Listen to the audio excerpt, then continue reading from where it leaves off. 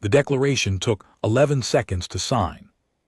Sikasso 7 pressed his mark into the document at 600 station time, breath. Standard, he did not read it before. Signing, he had written versions of this document 14 times across his career. The words did not change, only the name in. The second paragraph changed, this time. The name was Terran Collective, he said. It once quietly, testing how it felt in his mouth. It felt like nothing. Most names felt like nothing until after. The surrender, the war room around him, was cool and wet and pressurized to the comfortable salt weight that breath. Bodies preferred, the walls ran. Calculation screens, numbers moved across them in soft, orderly columns. 6 weeks, the model said, 8 if the humans had more warships than the initial survey suggested. He had personally reviewed the survey 3 times. He trusted it. He had bet internally on 7 weeks. Declaration was transmitted across 4 relay stations and reached Terran collective space within the hour. Standard delivery, standard language. Near the bottom, there was a line he had written himself 20 years ago and had used in every declaration since. It read, resistance beyond this point constitutes a species-level failure of rational calculation. He was proud of that line. It was clean. It was accurate. Every species that had received it had understood exactly what it meant. He filed the signed copy. He poured himself a drink of cold brine water. He began drafting the surrender terms in advance, another standard practice. It saved time later. Outside, 40 warships were already moving. Oh, Admiral Yara, she read the declaration at 3:40 station time, Titan station. Her aide, Lieutenant Fenn, had woken her personally. He stood 3 ft from her desk, holding the translated document, trying to read her face. Her face was not giving him anything useful. She read the declaration once, set her coffee down, read it again. Then she put it flat on the desk and looked at it the way a surgeon looks at something that should not be inside a body. Pull me everything, she said. Every war the Breath Dominion has fought, every species, every outcome, every battle record on file in the Galactic Registry. Fenn hesitated. That's 800 years of records, Admiral. Then start now. He left. She picked up her coffee. It had gone cold. She drank it anyway. The records came in batches over the next 3 hours. Adose read through the night. She had a habit with physical documents. She made small marks in the margins, dots for things that mattered, circles for things that worried her, lines through things she already knew. By the 4th page, she had stopped making lines entirely. 14 wars, 14 species. Every single one had looked at the incoming Dominion fleet, run the numbers, and surrendered. Some surrendered before the first shot was fired. The longest conflict in all of Dominion history had lasted 9 weeks. That was the Karath Uprising 300 years ago. The Karath had been stubborn. By Breath standards, they were a client state now, quiet, cooperative, paying their tribute on schedule. What marked itself in O'Shea's mind, what she kept circling until the ink was heavy, was the consistency. Every Dominion war followed the same pattern: first strike, demonstration of force, a pause while the target species ran their numbers, then surrender. It was less a military campaign than a transaction. The Dominion had never fought a species that did not understand the math. She looked up from the papers. Out her window was the void, and in the void the running lights of two UEF destroyers on patrol rotation. She watched them move for a moment. Slow, steady, patient. She thought about what it meant to understand math. She thought about what it meant to be a species that had spent 10,000 years doing math on itself, running numbers in 100 different languages on a single crowded planet, between groups that shared air and water, and still found reasons to destroy each other.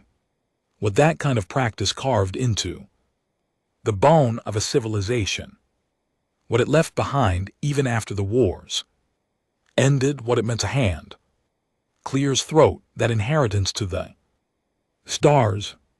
She laughed. It was not loud. It was not the laugh of someone who found anything funny. It was the sound a person makes when something becomes clear that they would have preferred to stay blurry. Fenn, returning with another stack of printouts, heard it from the hallway. He set the documents on the edge of the desk. He left without asking. By 600, she had a strategic assessment drafted. By 800, she had called the Joint Command into the main briefing room. By 900, the meeting was over. The generals had walked in expecting her to request immediate diplomatic escalation. They had walked out quiet, and some of them pale, and all of them not saying the thing they were clearly thinking. She had not requested diplomacy. She had arranged the 14 Dominion wars across the table. Chronological order. Actual printouts laid flat, edge to edge, and she had walked the room through the pattern. Same opening move, same pressure applied, same calculation window, same surrender. Every time without variation for 800 years. A species that had found one way to win and had been winning it so reliably that it had stopped being able to imagine any other outcome. Then she had turned to the single page in breath tactical doctrine that described their standard engagement protocol, and she had said one sentence. The historical record does not contain that sentence. Oh, she never repeated it. Fenn was not in the room, but General Marsh, second chair, with 23 years of active service, a man the border conflicts had made into something not easily shaken, stared at the table for a long time. After she said it, then he said very quietly, God help them. He did not mean it as comfort. The framed declaration went up on the war room wall. That same afternoon, Fenn hung it himself. He'd had the full translated text printed large, the breath seal centered at the top. He positioned it so that the bottom line, the one about rational calculation, sat exactly at eye level from where OC stood. When she ran her briefings, everyone who came into the war room read it. Nobody said anything about it. They didn't need to. 3 days after the declaration was signed, Sikasso 7 received the Terran Collective's formal response. His translation droids processed it in seconds and summarized the key points. The declaration was rejected.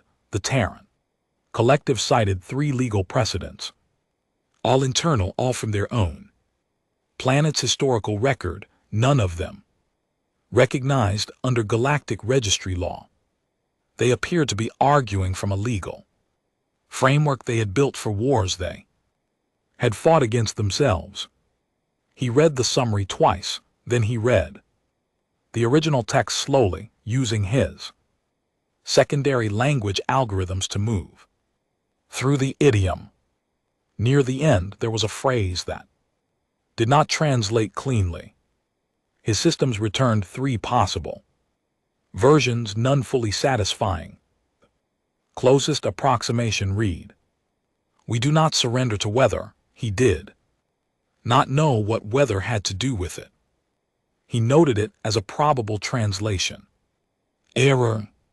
He filed the response in the standard pre-surrender archive, the folder where all initial rejections went before the target species. Reconsidered, he updated his internal estimate from 7 weeks to 9. He considered this generous. That night, on a different station in a different part of breath space, a junior data analyst named Quas took to receive the Terran Collective's response as part of her standard intelligence packet. She had been assigned to the Terran file because no one more senior wanted it. Humans were new to the galactic registry. Their file was thin. Her supervisor had called it a background posting, which was his way of saying it was unimportant, which was his way of saying she should not expect it to lead anywhere. She read the 6 paragraphs of the response. Then she read them again. And then she opened the Terran Collective's public historical database, the archive they had submitted to the Galactic Registry 3 years ago during initial contact, which the Dominion Intelligence Office had catalogued and largely set aside. And she began reading from the first entry. She had flagged this database twice before as potentially relevant. Context: both times the time allocation had not been approved. Now she did it on her own hours after her shift ended, with a cup of cooling nutrient broth on the desk beside her. She read for 4 hours before she stopped.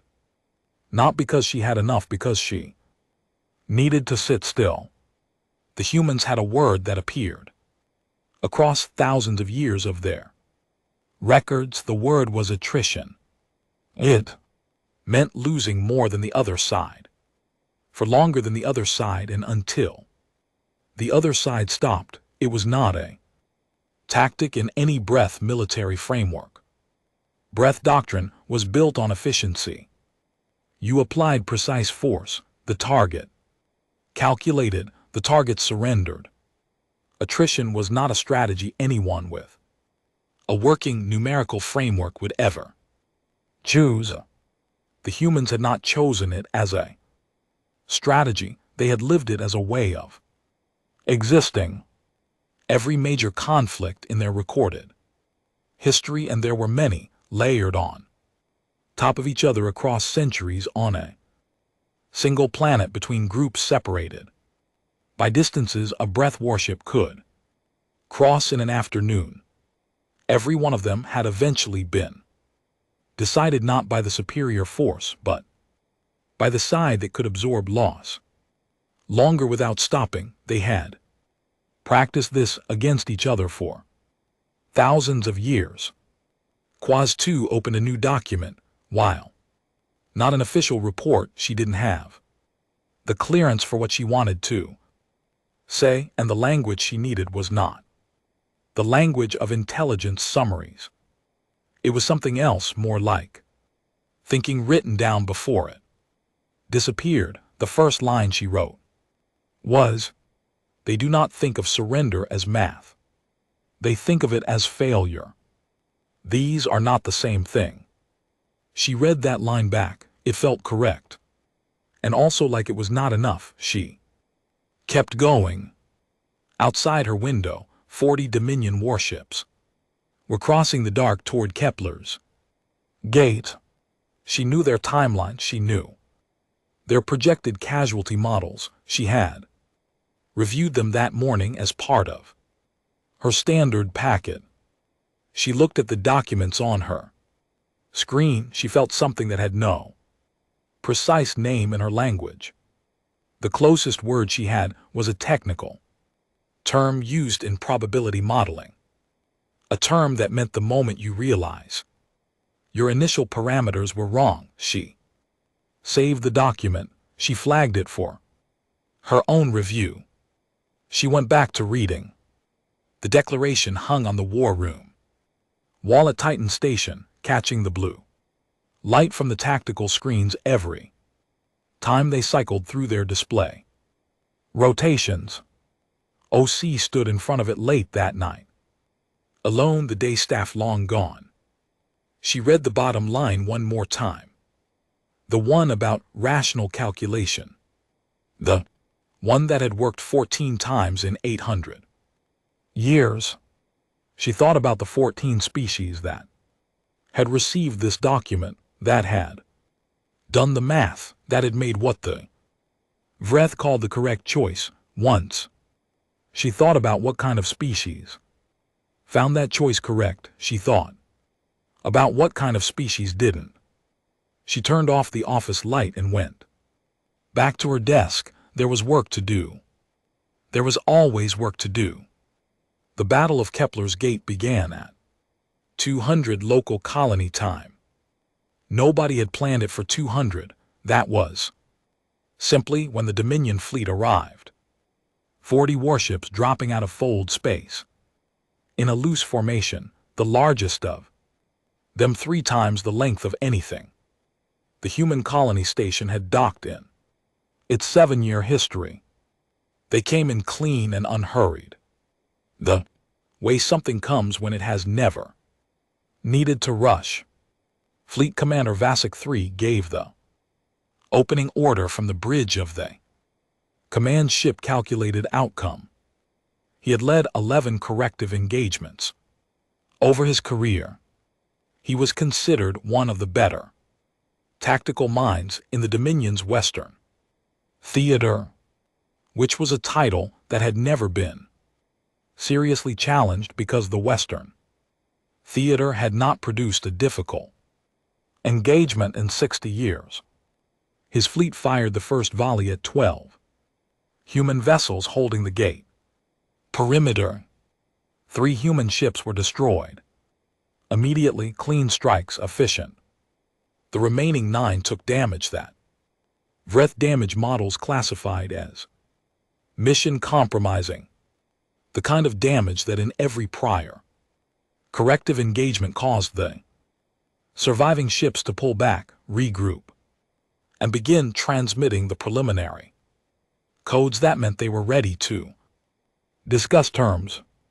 The 9 human ships turned back into the engagement. Vasek III looked at his screen, then he looked at his tactical officer, then he looked at his screen again. Run the damage assessment again, he said. It has been run, Commander. Assessments are correct. The 9 human ships were not retreating, they were not regrouping. They were pressing forward into the gap the destroyed vessels had left, which was tactically irrational because the gap was now covered by 3 Dominion guns that had just demonstrated exactly what they could do to a human ship at that range. Vasek III began issuing updated orders. This was fine. This was a deviation from the standard pattern, but deviation was manageable. He had contingency structures. What he did not have a contingency structure for was what happened next. Captain Dara Mensa of the UEF destroyer Persistent was not following the engagement plan anymore. The engagement plan had lasted approximately 4 minutes, and then Captain Quo's ship had gone dark and the Dominion's left flank had shifted to cover the gap, and the plan had become a document that described a situation that no longer existed. She was operating on something older than any plan. 20 years in the UEF had given her a library of tactical instincts she could not have fully articulated. 12 of those years had been spent in active engagements of various sizes, 3 of which had gone as planned, 9 of which had required her to make decisions faster than any formal protocol could accommodate. The UEF trained for this, not explicitly. There was no class called What to Do When. Everything is different now. But it was in every simulation they ran. every after-action review she had ever sat through, in every conversation with commanders who had been in situations that went sideways and come out the other side. The assumption baked into UEF doctrine at a level so deep it had become invisible was that the situation would change. Always the plan was a starting point. The situation was the real document, and it was being rewritten in real time, and you read it and you responded, and you did not wait for someone up the chain to tell you what the new page said. VASIC 3's contingency structures were designed for an opponent that sent new orders up the hierarchy and waited for new orders to come back down. The waiting gap was where she lived. The battle lasted 11 hours, in VREF. Tactical records the standard engagement timeline for a corrective operation of this scale was 6 hours. Maximum in a VASIC 3's pre-battle estimate had been 4, the Dominion Fleet 1, this needs to be said clearly when the smoke cleared. Metaphorically, there was no smoke in a vacuum engagement. The Kepler's Gate colony station had been largely disabled. 3 of its 7 defense platforms were destroyed, and 6 of the human vessels that had started the engagement were gone. The Dominion Fleet 1, at 6 times the projected casualty rate, VASIC 3, filed his after-action report from the medical bay of the calculated outcome, where a damage control team was addressing a wound he had sustained when a conduit line failed near his command station. He wrote the report with the precise, measured language that Dominion officers used for these documents because that language was a container, and containers were useful when the contents were difficult.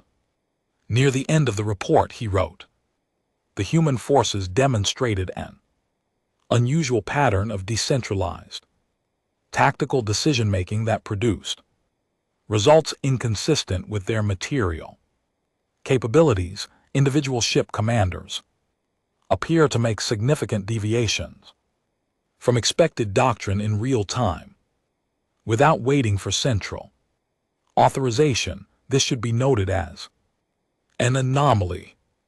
He marked it as an anomaly. He did not know what else to mark it as. He transmitted the report and accepted a sedative for the wound and did not sleep. Well, Quaz 2 received the battle report at 6:30 the following morning. She read it once, then she brewed a second cup of nutrient broth. She did not normally drink 2 cups before noon, and read it again. The casualty numbers sat in her chest like something swallowed wrong. She pulled up her private document, the thinking file she had started 3 days ago, and added a line beneath the first one. They do not wait, they decide. Everyone of them decides.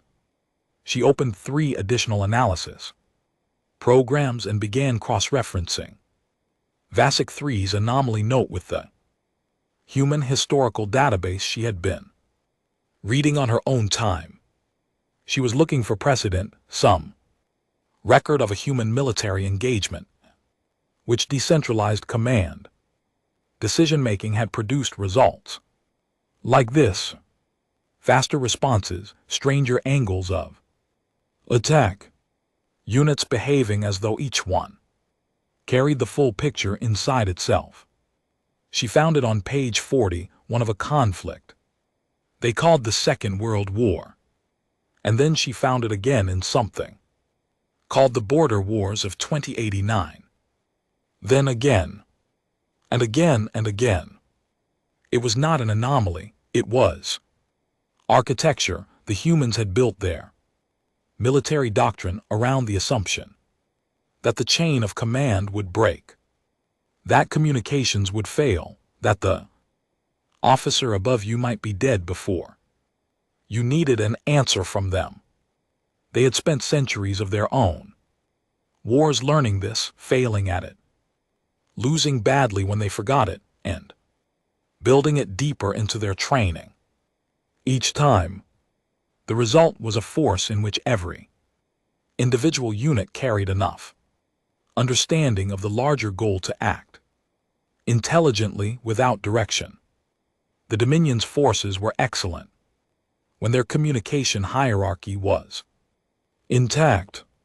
The gap between an unexpected situation and a new order coming back down the chain was, on average, 4 to 7 minutes.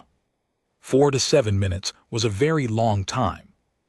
She filed an official report. This was not her private document. This was formatted correctly, cited correctly, structured in the precise language her supervisors required. It took her 3 hours to write and was the most careful thing she had produced in 4 years of service.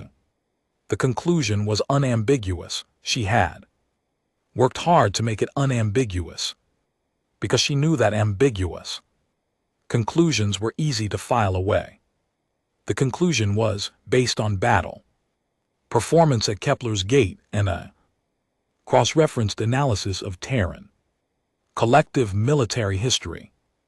This analyst recommends immediate ceasefire and diplomatic resolution at whatever terms the Terran collective is willing to accept, unless continued corrective engagement carries strategic risk that current Dominion doctrine is not structured to manage.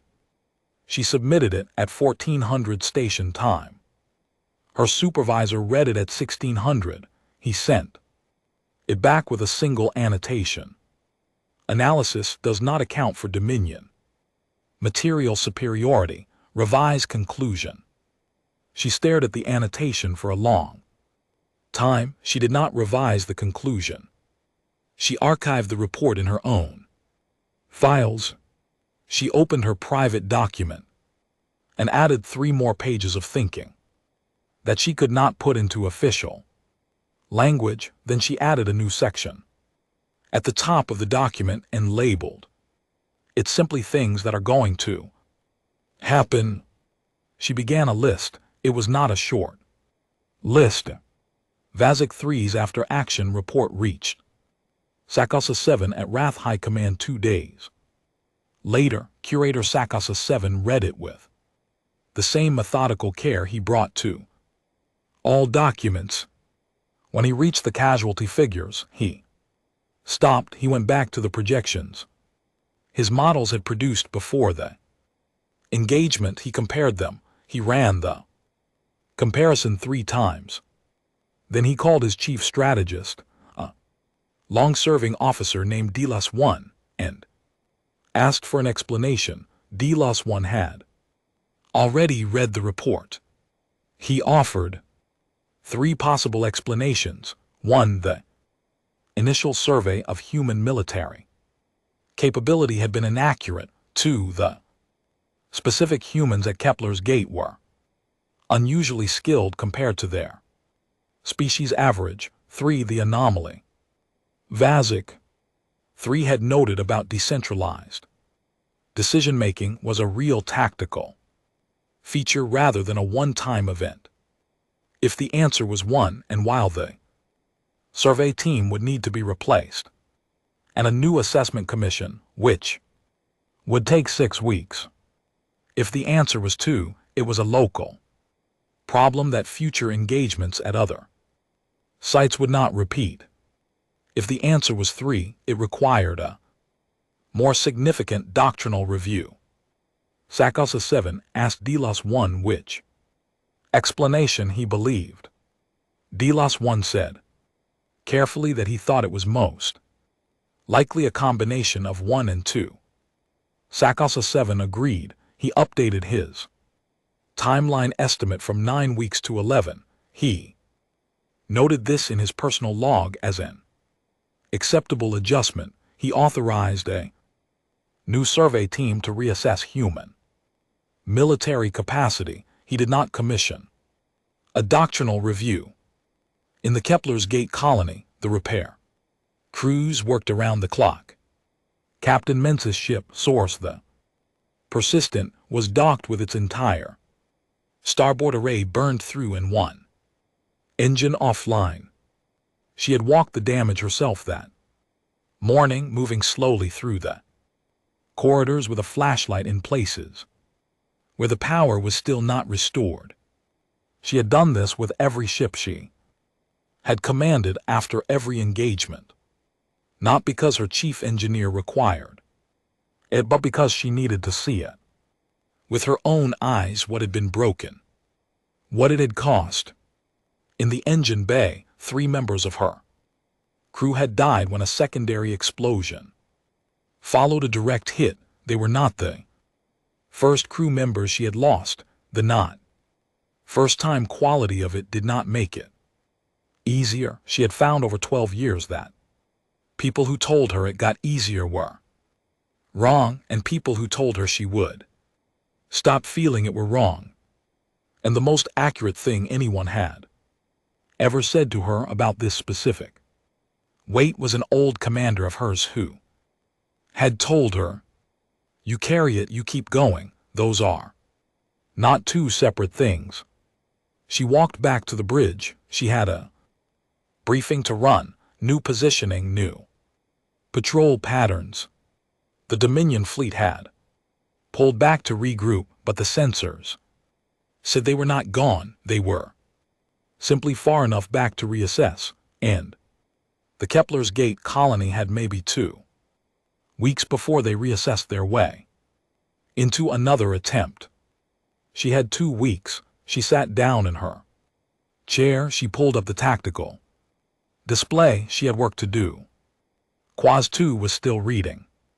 Somewhere in the human records she had found a piece of writing, not military doctrine, not tactical analysis, from a human philosopher from several hundred years ago, and the translation was rough, but one line came through clearly, enough that she copied it into her private document. It read, "The purpose of suffering is not that it destroys you. It is that it teaches you exactly how much you can absorb and continue." She read that line 4 times, then she looked at the casualty numbers from Kepler's Gate again.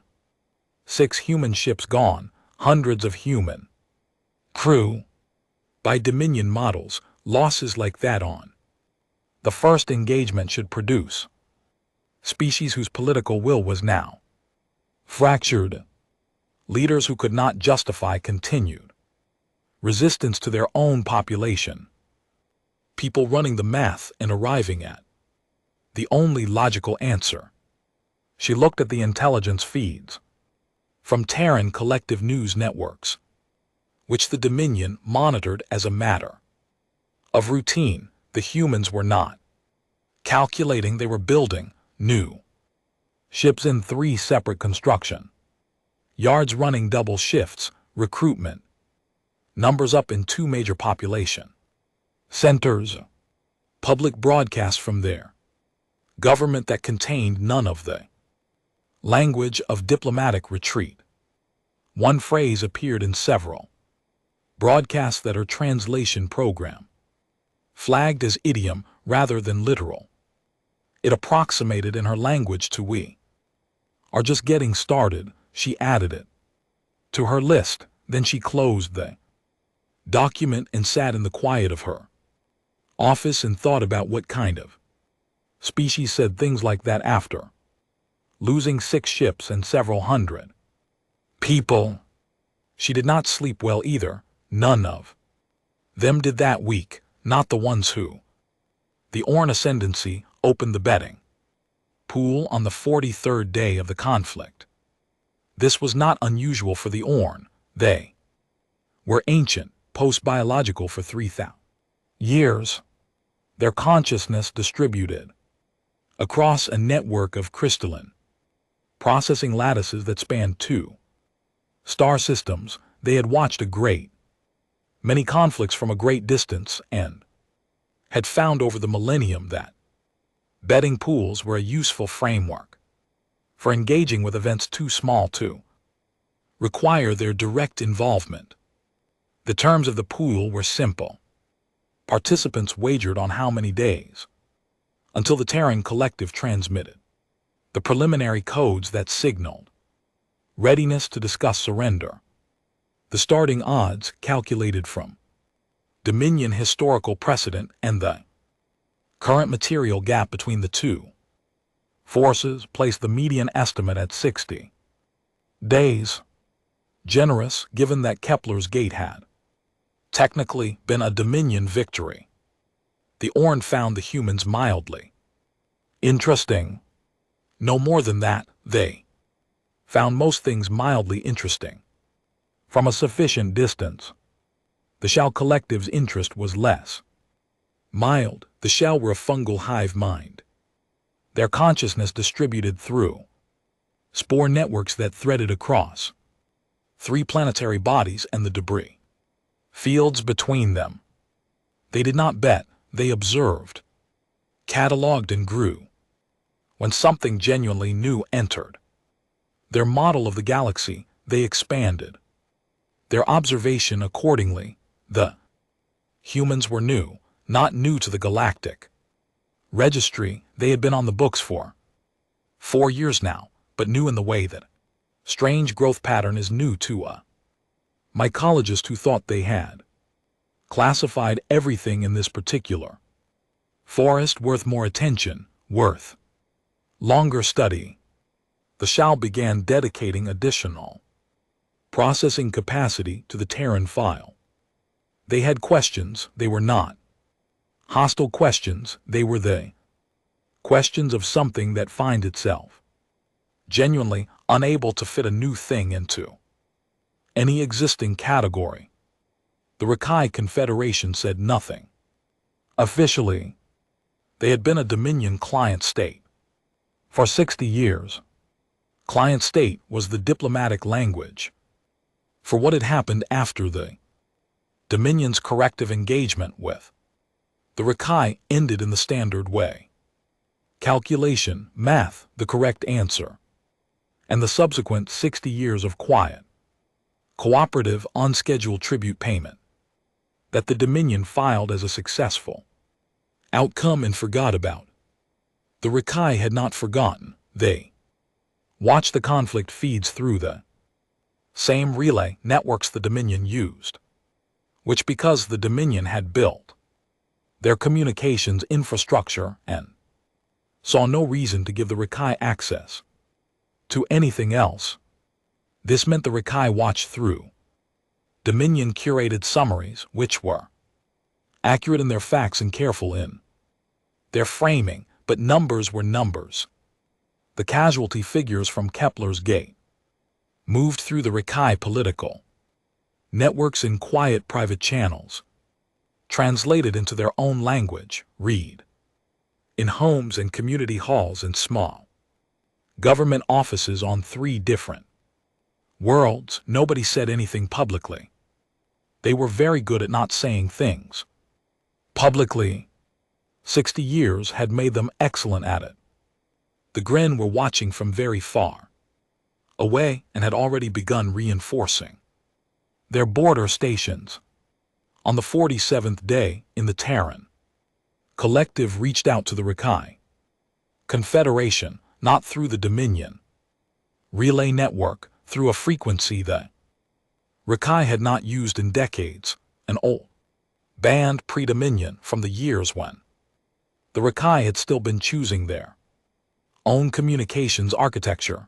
The message was not diplomatic in the traditional sense. There was no formal opening language, no registry protocol, no request for a meeting. It was a data package, technical files, engineering schematics for 3 weapon systems, adapted from standard UEF designs and adjusted with notable care for Rakai physiology and manufacturing capability. At the bottom, a single line of text. It did not make any demands. It did not propose any arrangement. It simply said, "These are yours, and do with them what you think is right." The Rakhine Minister of Internal Affairs read the transmission 3 times, then she called a meeting, then she called another meeting, then 6 days later, she signed an authorization for a classified internal project that had no formal name in the official records, but which the people working on it referred to in private as the Remembering.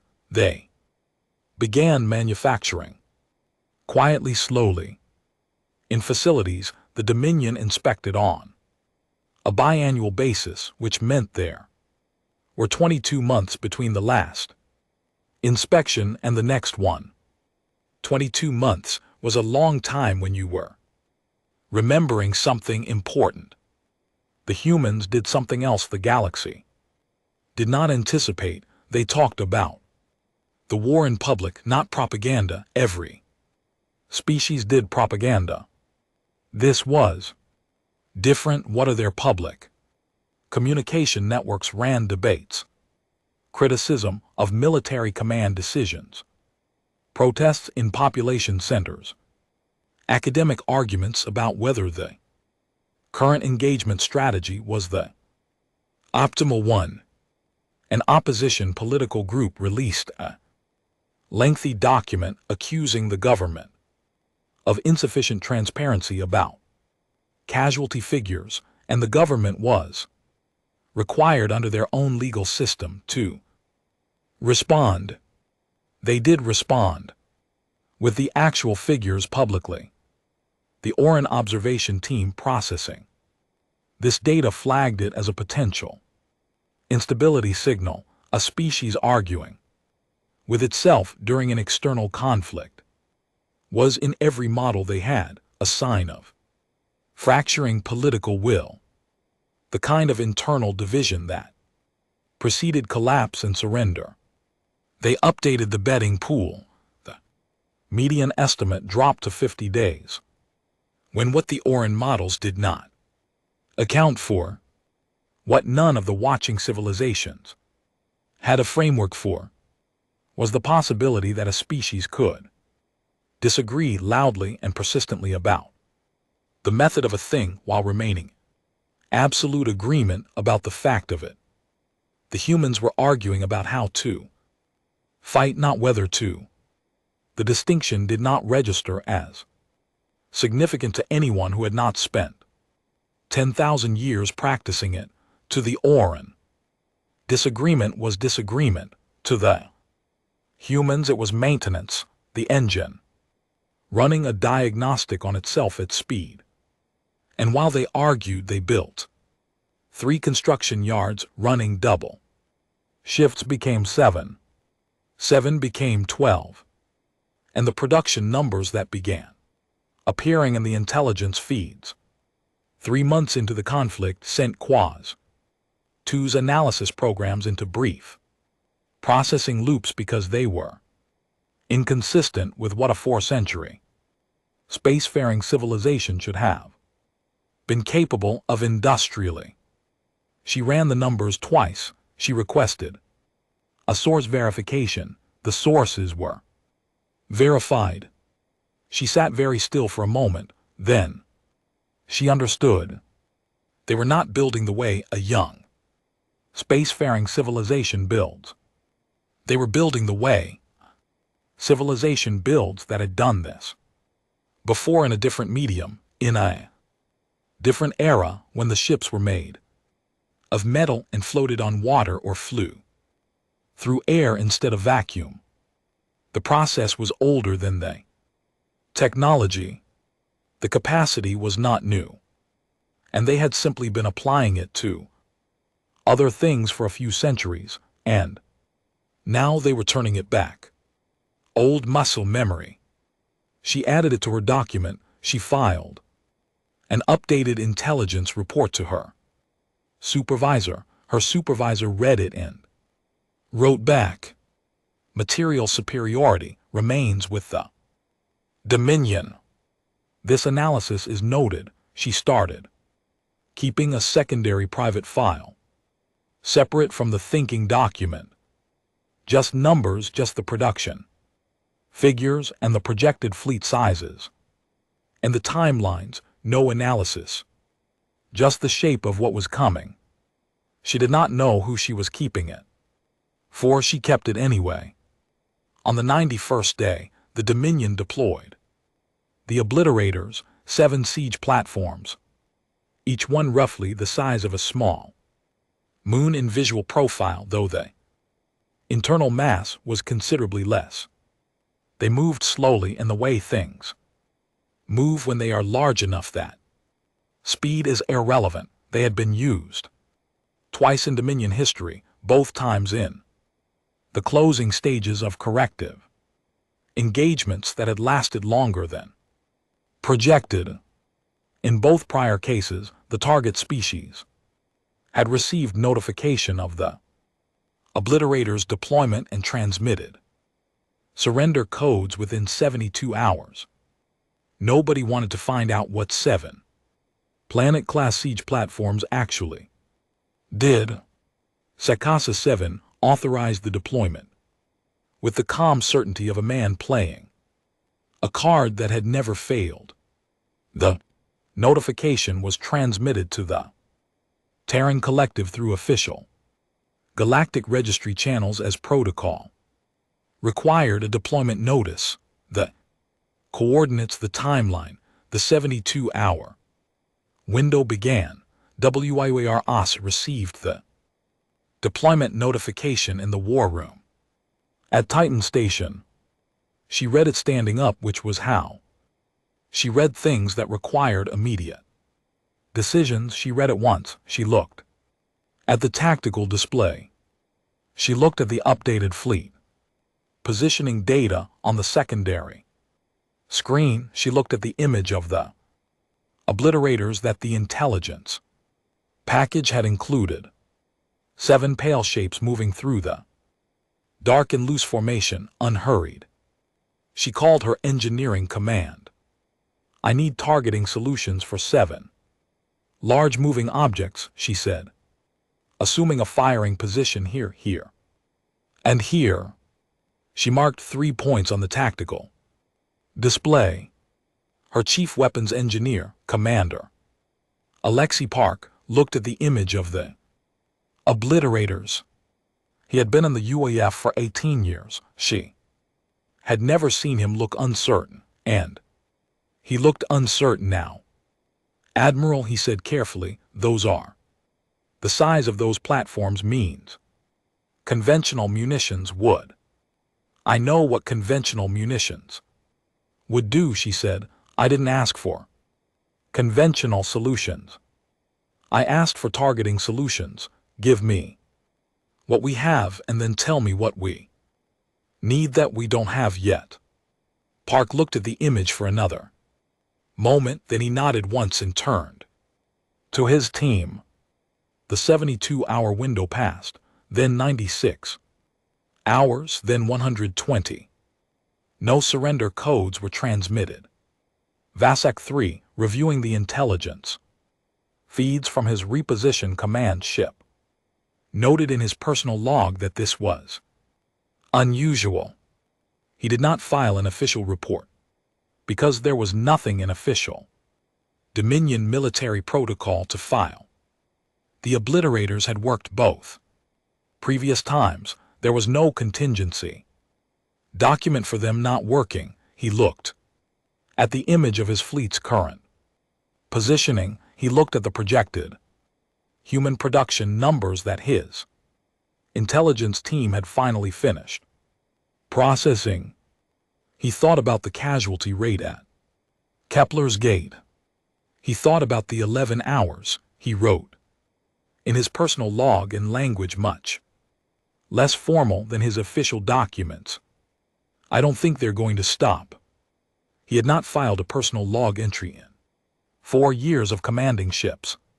He did not entirely know why he had started now. In the Oran Ascendancy's observation network, a flag was raised, not by the betting pool administrators, by a senior analyst, post-biological 3,000 years old, Tsui had reviewed 14 separate interstellar conflicts from a safe observational distance, who had been watching the human production numbers with growing attention for the past 30 days. The flag was not about the obliterators, it was about what was happening in the human shipyards while the obliterators were in transit. The analyst wrote a short summary and circulated it to the Ascendancy Strategic Review Committee. The summary contained one sentence that the committee would later identify as the moment the betting pool stopped being amusing. The sentence read, at current production rate, the Terran Collective will achieve material fleet parity with the Dominion Corrective Force in approximately 14 months, even without accounting for the potential mobilization of additional manufacturing capacity that current models suggest they have not yet deployed. The betting pool was quietly closed. Nobody asked for their winnings. Quaz 2's secondary file, the one with just the numbers, just the shape of what was coming, was running out of space. She opened a new file and kept going. She had stopped flagging things for her own review. She had stopped hoping her supervisor would read the reports and see what she was seeing.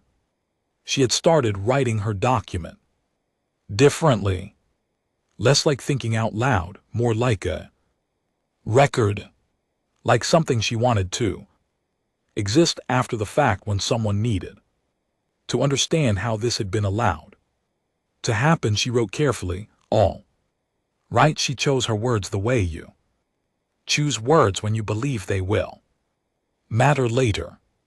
The last line of that day's entry read, they did not calculate the math we expected them to calculate. They looked at the obliterators and started solving a different problem. This is not irrationality. This is a different kind of rationality. I do not think we have ever encountered it before. I do not think we were prepared for it. She saved the file. She started a new page. Outside in the dark between stars, 7C platforms continued their slow approach toward a species that was not transmitting surrender codes. It was transmitting targeting data. Sakasa 7 began reading Quaz 2's reports on the 200th day of the conflict, not because anyone told him to, it because he had run out of other explanations, and the reports were the last stack in the file he had not touched. They had arrived in his office over a period of months, rooted up through 3 levels of command that had each marked them as noted and moved on, and they had accumulated in a corner of his system archive the way things accumulate when no one is ready to deal with them. He read them in order. Oldest first. He was a precise and methodical reader. He did not skip. He did not skim. He gave each report the same careful attention he gave to everything because, in 40 years of service, careful attention had been the instrument that kept his record clean. By the 5th report he had stopped annotating. By the 8th he was simply reading. By the 12th is the most recent, and are filed 6 days ago. He sat back in his chair and looked at the calculation screens on his war room wall for a very long time. The screens were not showing the same numbers they had shown at the start. The projections had been updated 14 times in 8 months. Each update had moved the timeline out. Each update had come with a supplemental note from his chief strategist Delos 1 explaining why the adjustment was reasonable and temporary and did not represent a fundamental problem. He had accepted each note. He looked at all 14 adjustments now laid against each other. in a single view. The line they made moving steadily outward across the graph was not the line of a conflict resolving on schedule. It was the line of a conflict that had stopped moving toward resolution at all. He called D+1. When D+1 arrived promptly with the manner of a man who had been waiting for this call and had prepared for it in the way experienced subordinates prepare for conversations they know are going to be difficult, he stood correctly. He had his data ready. Sikosa 7 did not ask for the data. He asked, "When did you know?" A pause that was too short to be polite and too long to be innocent. Know what, high arbiter? That the standard model was not going to produce a standard result. D+1 was quiet for a moment. Outside the war room's pressurized walls, something in the ventilation cycled. The screens ran their numbers. After Kepler's gate, D+1 said, "Finally, the casualty ratio was not within any normal variance. That was 7 months ago." "Yes, high arbiter." Sikosa 7 did not raise his voice. He had not raised his voice in his professional life. He simply looked at D+1 for a long moment in the particular way that 40 years of authority produces. The look that does not require volume. D+1 looked at the floor. "Prepare a full strategic reassessment." Sikosa 7 said, "Everything starting from first principles, not from our existing doctrine, from actual current data." "Yes, high arbiter." "And pull the file on this analyst." He turned the screen so D+1 could see the name. Quaz 2, I want her transferred to my direct advisory staff. D+1 left. Sikosa 7 looked at his calculation screens. He had a feeling he had not experienced in 40 years of service. It took him a while to name it accurately. It was the feeling of having been wrong. Annie.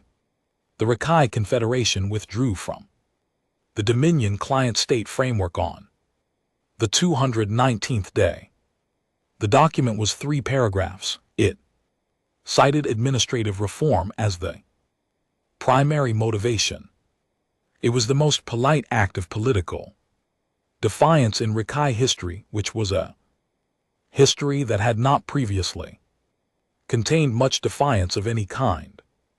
60 years of being a client state had made them very good at language that said one thing and meant another. The Dominion received the document and noted it. They were in the middle of a war and had no immediate capacity to respond with force, which the Rakai had calculated carefully before filing. The Dominion sent a formal objection through registry channels. The Rakai acknowledged receipt of the objection, and then they went back to their manufacturing facilities and continued the remembering on 3 other worlds that had been Dominion client states for periods ranging from 30 to 90 years. Similar documents were drafted, some were filed, some were held in reserve, all of them existed. The Dominion noted each one. They were very busy. The Oran Ascendancy held a classified strategic review. 7 senior analysts. 14 days, full access to all available intelligence on the conflict's current state. The question they were asked to answer was, if the Vreth Dominion is unable to resolve this conflict on favorable terms, what does that mean for the Ascendancy's long-term strategic positioning relative to the Terran Collective? They produced a document, 140 pages. The full document stayed classified, but the summary was circulated to the Ascendancy's governing body. The summary was 2 pages. The final paragraph of the summary contained a sentence that an Oran historian would later describe as the most significant thing the ascendancy had written in 2 centuries. We recommend initiating non-hostile, exploratory contact with the Terran collective at a time of our choosing, before a time of their choosing is imposed on us. The governing body read the summary. They read it again. They approved the recommendation. They did not act on it. Immediately, the Oran had been post-biological for 3,000 years and had no concept of urgency that operated on a scale shorter than decades, but the recommendation existed. That was new. Osai was winning. This was the fact that did not feel the way facts are supposed to feel. The Dominion fleet had been pushed back from Kepler's gate and had not retaken it. 3 of the obliterators had been disabled.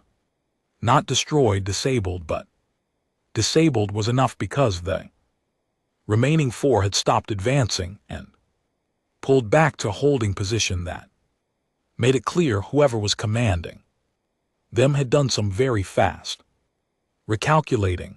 12 new UEF vessels had come out of the yards and joined the line.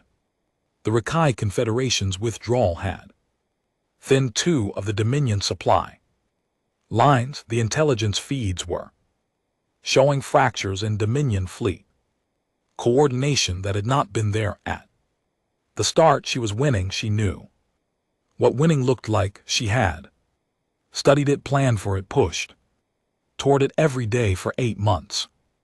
Now it was arriving incrementally, the way these things always arrived, not clean and sudden but piecemeal and exhausting. She had a cactus on her desk. She did not entirely know when it had appeared. Finn had placed it there sometime around month 4, and she had not told him to remove it, and now it was simply part of the desk. It was small, cylindrical, pale green. It required almost no maintenance. Anyone who knew anything about cacti would tell you that the worst thing you could do to one was overwater it. She watered it every day, measured amounts, same time each morning. Before the first briefing, she used a small measuring cup. Finn had watched this practice develop over 4 months and had said nothing, because there are things you do not say to a commanding officer, and this was one of them. She did not know she was doing it in any way she could have explained. It was just something that happened in the morning now between waking and the briefings, a fixed point, something that needed exactly what she gave it and would tell her in the visible language of continued living that it was enough. The cactus was doing fine. 2 weeks into month 8 she walked her ship. Not her ship. She was stationed, not deployed. But she thought of Titan Station as hers, the same way you think of any space as yours after long enough. She walked its corridors at 200 when she could not sleep, which was happening more frequently now, and she stopped at a viewport that looked toward the outer dark. She was thinking about a specific decision she had made in month 5, an authorization. She had signed the order in 3 seconds and moved to the next item in the briefing and had not revisited it because there was no time, and the decision had been the correct tactical call, and she knew this. Knowing a decision was correct was not the same as being at peace with what it required. She stood at the viewport for a while. She went back to her office. She watered the cactus even though it was not morning and she had already watered it that morning. Then she sat down and opened the tactical display and did Clear's throat the work, because the work was the only thing she could do with any of it, and doing it was the Only answer she had that was worth anything. On the 231st day the Dominion opened a diplomatic channel, not a transmission of new demands, not an ultimatum, a query, a request for communication. And the language was formal and registry, standard and very careful, and underneath the careful language was something Sekosa 7 had put there, deliberately, an admission that the standard corrective framework was not producing expected results and a genuine request to understand why.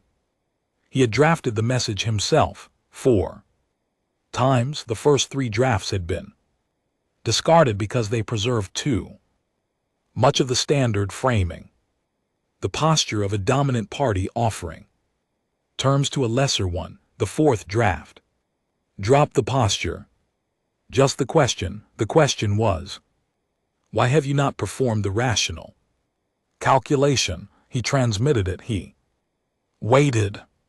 The Terran Collective Diplomatic Corps received the message and brought it to Osa, because she was the one who would know what it meant better than anyone. She read it. She read it again. She set it on her desk next to the cactus. She thought about 14 species, about 800 years, about a line she had framed on the war room wall. She called her diplomatic lead, Ambassador Chen Wei, and told her what to send back. The response was 3 words. The Dominion's translation systems processed it in seconds. The 3 words came back to Sekosa 7 in his war room at 900 station time. Vreth. Standard. He read them. He sat with them for a long time. The words were not angry. They were not triumphant. They were not the language of a species trying to wound. They were the language of a species stating something it considered obvious, something it was slightly surprised still needed to be said. We don't stop. That night Sakata 7 opened a new document. He had been opening documents his entire career: declarations, strategic assessments, surrender terms, operational orders. He had a template for all of them, built across 40 years of service, refined and trusted and clean. He had no template for what he was trying to write now. It was not a declaration of war. It was not a surrender demand. It was not a strategic order of any kind. It was approximately a proposal, a request to talk, not about terms of defeat or terms of resolution. Those would come later if this worked. But simply to talk, to be in the same room as the species that had sent back 3 words where a surrender code was supposed to be, and to try to understand what they were. He had never written anything like this. He started from the beginning, first sentence, then the second. It was slow. The words felt wrong in the ways that first drafts always feel wrong. He deleted and rewrote. He found that the standard language of Dominion diplomacy kept pushing its way in, and he kept removing it because the standard language carried assumptions he could no longer afford. He worked on it until 300. He saved it. He looked at what he had. It was not good yet, but it was honest. And honesty was a thing he was going to need more of now, because the honest picture, the one he had been looking at since he read Quaz 2's 12th report, was very clear. 8 months in, a war that was supposed to last 7 weeks. The Dominion had superior technology, superior firepower, superior strategic infrastructure built across 8 centuries of unbroken success. And somewhere in the yards of the Terran Collective, warships were being finished.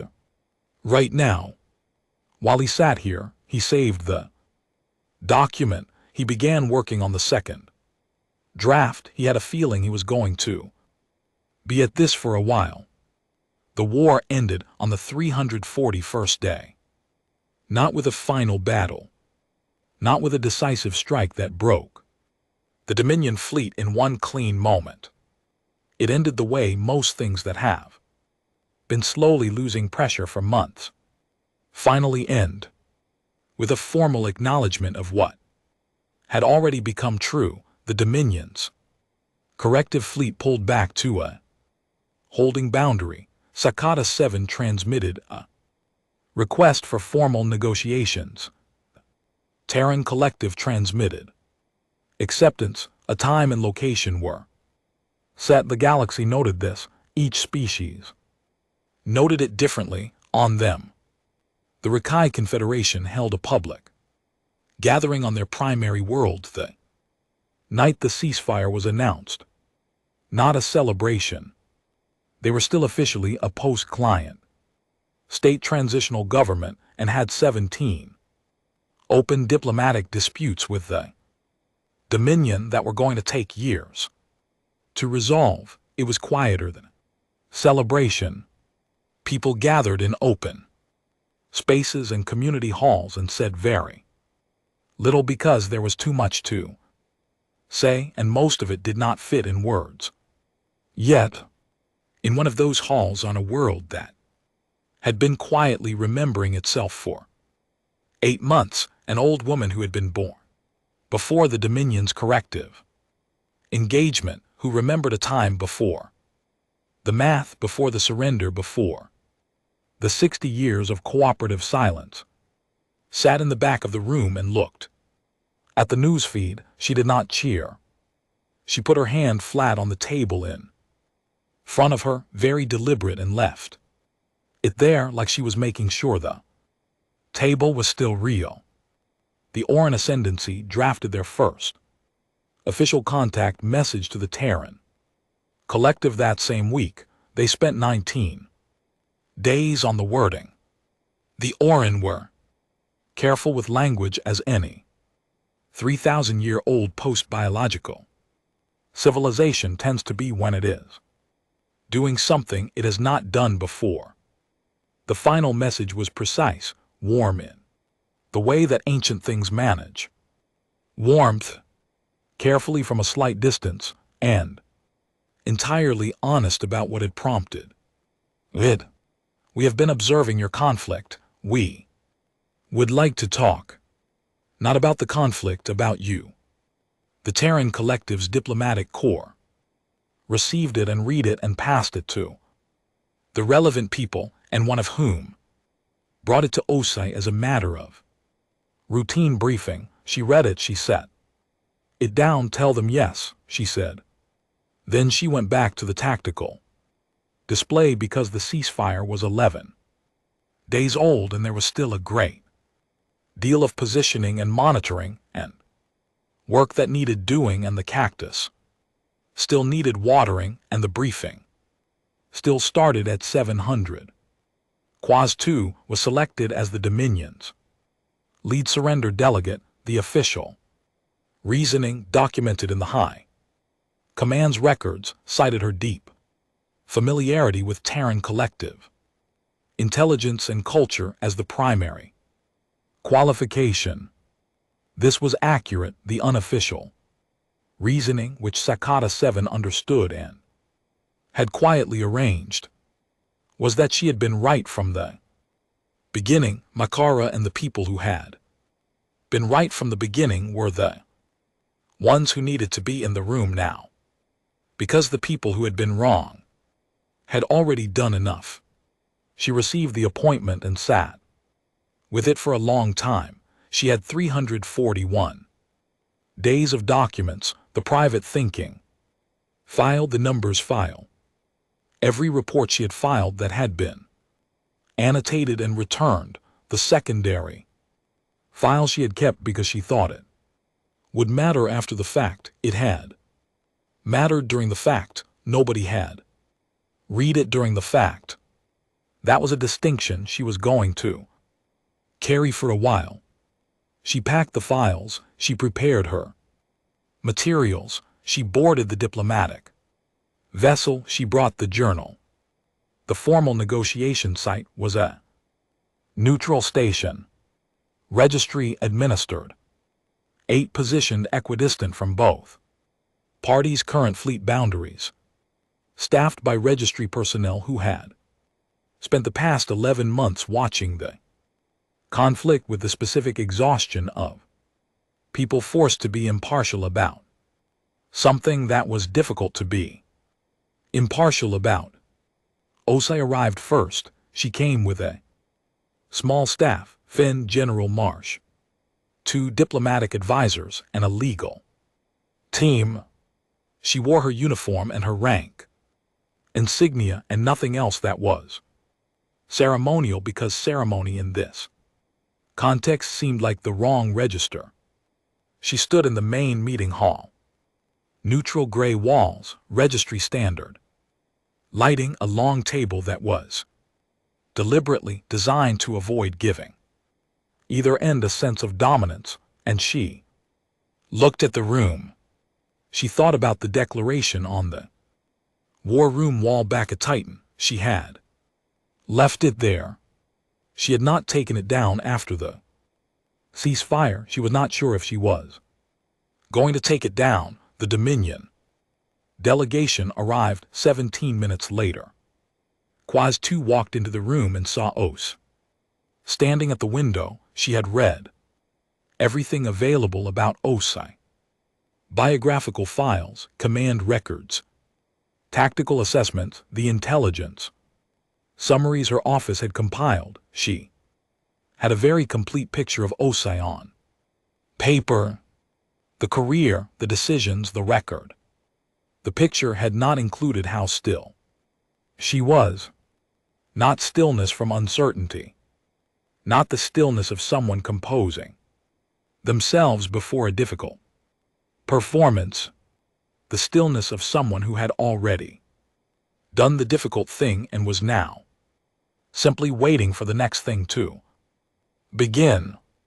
Quaz 2 had spent 11 months being afraid. Not afraid of the war, that was a different feeling, more operational. Afraid in the specific way you're afraid when you can see clearly what is happening and no one around you can be made to see it too. That kind of afraid is a lonely afraid. It makes you careful with your words, because you know they are not landing anywhere. And that carefulness calcifies into something heavy over time.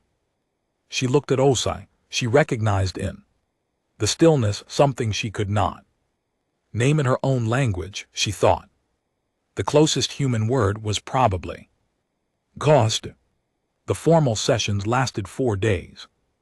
Territorial boundaries, fleet withdrawal, timelines, registry oversight, provisions, the Dominion's obligations to its former client states, which took most of the 3rd day and produced language that the Rakai Confederation's diplomatic observers, much watching the proceedings through registry feeds, would later describe as the most useful document produced in 60 years.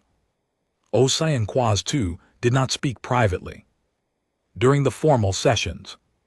That was not what the formal sessions were for.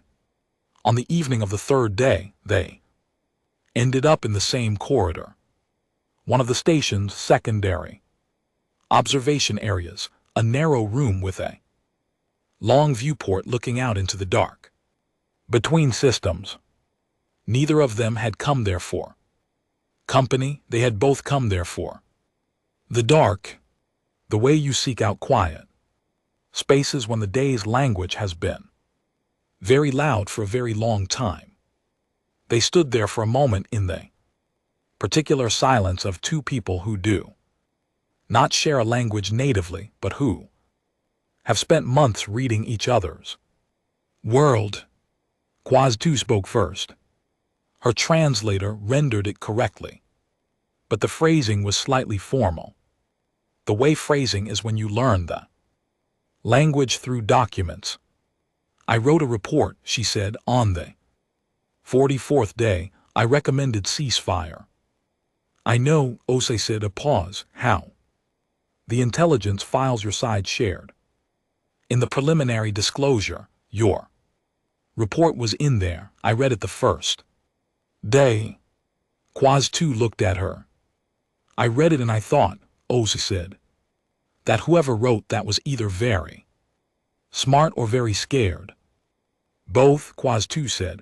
Osei nodded once. Both is the accurate answer most of the time. They stood in the viewport quiet for a while longer. Outside, the dark held its distance. Quaz 2 reached into the case she was carrying and took out a physical object, a storage drive, slim and flat. Formatted in Vreth standard, but translated across to cross-species registry format, the kind of thing that could be read on either sides. Equipment. She held it out. My records, she said. From the beginning, everything I saw and wrote and couldn't make anyone read. Osei looked at it. Why are you giving me this? Quaz 2 thought about the question for a moment. She had thought about it before, on the diplomatic vessel coming here. She had prepared an answer. Now she found the prepared answer was too small. Because you should know, she said. Finally, that someone on our side saw it coming. I want there to be a record that says someone saw it coming, and I want the record to exist on your side. Because I do not entirely trust what will happen to it on mine. Osei took the drive. She looked at it for a moment, and then she put it in her jacket pocket close to the body. The way you carry something you're going to read carefully later. Thank you, she said. Quaz 2 nodded. They went back to the formal session. The closing ceremony was broadcast on all major registry networks. It was held in the station's main assembly hall, a larger space than the negotiation room, better lighting, a podium. Registry protocol required a public statement from both parties. This was standard for conflict resolutions of this scale. A formal close, a document signed in view of the feeds. Dominion statement was delivered by Sakasa 7, who appeared via transmission from Vreth High Command. He was precise and formal and shorter than expected. He said the things that needed to be said. He did not editorialize. Ine Osei delivered the Terran collective statement in person. She stood at the podium in her uniform. With no notes, she had written and discarded 4 versions of the statement over the past 3 days. The final version she had arrived at was not what her diplomatic advisors had suggested. It was not what any of the templates in UEF communications protocol had suggested. It was what was true. She looked at the assembled room, the registry officials, the Dominion delegation, the observers from the Shao Collective and the Oran Ascendancy, and the Rakai Confederation, and a dozen other species who had spent 341 days watching and calculating and updating their models. She said, congratulations. You just declared war on the galaxy's deadliest species. A pause. The room was completely still. Terrans, now you face the consequences. She stepped back from the podium. The silence lasted 4 seconds, then the room moved again. People shifting, feeds cutting to analysts, the machinery of the galaxies. Political response beginning its work. Ine Osei walked back to her seat and sat down and looked at her hands and was very glad when the proceedings moved forward, and there were other things to pay attention to. In a mess hall on a war-damaged UEF Frigate docked at Kepler's Gate for ongoing repairs. Captain Daraminsa watched the closing ceremony on a handheld screen. She watched Osai step to the podium. She heard the 2 sentences. She watched the 4-second silence. She turned the screen off before the applause started. She finished her meal. She put her tray away. She went back to the bridge to check on the repair schedule, which was behind by 2 days and needed to be managed. There was work. There was always work. In the months that followed, each watching civilization updated its internal classification of humanity. The Iran Ascendancies classified cultural assessment 400 pages, the product of 8 analysts working for 3 months, used a phrase in its conclusion that translated approximately as a species that learned to survive by never learning that survival was optional. They filed this in their strategic division in a folder that had previously been nearly empty under the heading Entities Requiring Sustained Attention. The Shao Collective sent their first direct diplomatic message to Earth 9 days after the ceasefire. The message was long. It contained 17 distinct questions, each phrased with the careful precision of something that had spent a long time formulating them. None of the questions were hostile. Most of them were at their core a single question asked different ways. How do you carry this and still function? The Terran Collective's diplomatic corps drafted a response. They consulted historians, psychologists, philosophers, veterans, an unreasonable number of people who had opinions about human nature and its origins. The final response was 80 pages long and contained in its opening paragraph an honest admission. We are not entirely sure. We have theories. We would like to discuss them with you. The Shao Collective wrote back within the hour. Yes, come. The Rakai Confederation built a monument. It was not placed on a prominent world. It was on a small secondary colony, the one where the first manufacturing facility had been built in the months of the remembering. The monument was not ornate. It was a flat stone with a single inscription that did not mention the Terran Collective or the Vreth Dominion or the war at all. It simply said, "We decided." The Gren sent a very polite diplomatic communication to the Terran Collective. The communication expressed goodwill and hope for productive relations. In its final paragraph, it noted respectfully that the Gren had always considered their sector of space to be a quiet and uneventful one, and expressed a hope that it would remain so. The Terran Collective wrote back warmly and said they completely understood. Sumafori Quaz 2 returned to Vreth space and spent 6 months writing a full account of the conflict from the inside, everything she had seen and noted and been unable to make anyone hear.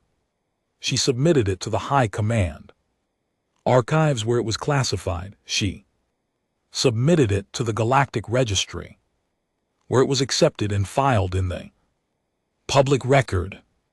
Then she applied for an interspecies exchange position. She had 17 questions she wanted to ask.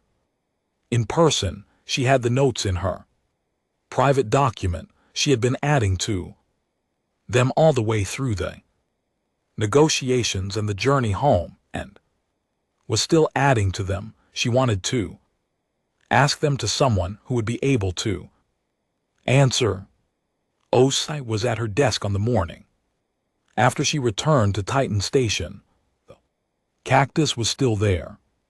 Finn had watered it while she was at the negotiations. It looked exactly the same as when she had left, which was the Nature of cacti. They did not require much, and what they required they made clear in the most obvious possible terms.